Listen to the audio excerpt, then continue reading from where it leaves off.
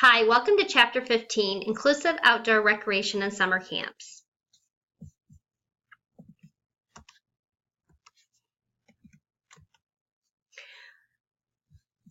Awareness is becoming acquainted with environment, no matter where one happens to be. Man does not suddenly become aware or infused with wonder. It is something we are born with. Outdoor recreation. Values: respect of environment through ethical use, societal acceptance of all people. Outdoor recreation can enhance acceptance and inclusion, can improve self-concept of all. Easily and inexpensive, simple, only required resource is space.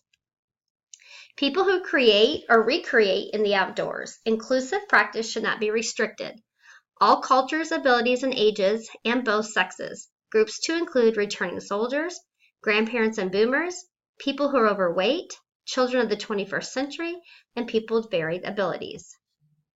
Creating a safe space for participation, physical and emotional safety, respecting faith and spirituality, gender, sexual orientation, and sexual identity, creating a gender-neutral atmosphere, appropriate language use, recognizing culture and ethnic differences, culture and outdoor participation preferences, impact of the past on current participation, and value contradictions in land use. Advantages and challenges, unique accessibility challenges, likely to be in less developed areas, development restrictions may be in place, modification may be considered unethical. On the other hand, outdoor recreation environments can be considered the most accessible. Developed sites can be built to be accessible, and all activities take place on the floor. Water-based outdoor activities include canoes, rafting, sailboats, kayaks, challenges, and advantages to all of these. Land-based outdoor activities are hiking, backpacking, rock climbing, orienteering, bicycling, horsepower, dog sledding, snowshoeing. Nordic and backcountry skiing, fishing, wildlife watching, challenges, and advantages to all those. Inclusive summer camps. Camp culture. Camp is like no other environment. It is a unique opportunity to be yourself, explore your playful side, develop relationships, and forget your worries. The goal of camp counseling is to facilitate a safe, open, and accepting culture. Building camp culture. An inclusive identity. Establish your identity as an inclusive service. Inform the public through promotion. Don't forget donors, sponsors, and partners, and communicate this message to potential staff. Preparing camp staff. Attitude is critical, and skills and knowledge must be built through training. Staff training, training on policies and procedures, behavior management policy, medication policy, accommodations policy. Train them to be good counselors, how to talk with campers about their needs, how to deal with apprehension and homesickness, how to promote acceptance and participation, and how to identify need for and implement adaptations. Training on the inclusion process can include cabin and group placement procedures, camper supervision responsibilities, strategies for social inclusion. Safety considerations, registration procedures for identifying needs, what to ask and what not to ask, and transfers. These areas interact and will overlap.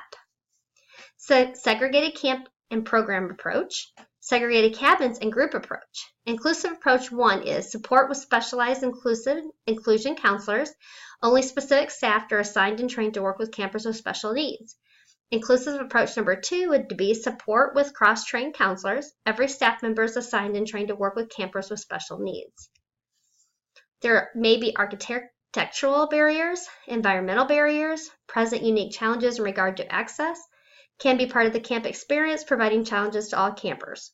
Attitudes, camp culture can facilitate positive attitudes, and building the culture is an ongoing process. Camp logistics, cabin assignment, activity locations, restroom locations, daily camp schedules. Camp programming, program to encourage interaction, program and modify to highlight strengths, program to celebrate differences, and counselors should engage and facilitate. Self-segregation.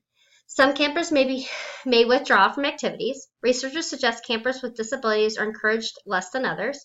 Be careful to have high expectations for all, and counselors must work hard in a respectful manner to encourage participation. In summary, recreation providers must recognize the rights of all people to experience inclusion. The keys to success are enable participants to be fully engaged rather than relegated to a lesser role. recognize individual competence and independence, provide choices from a range of supports, and ensure every participant is respected as an active, contributing member with the same status as others.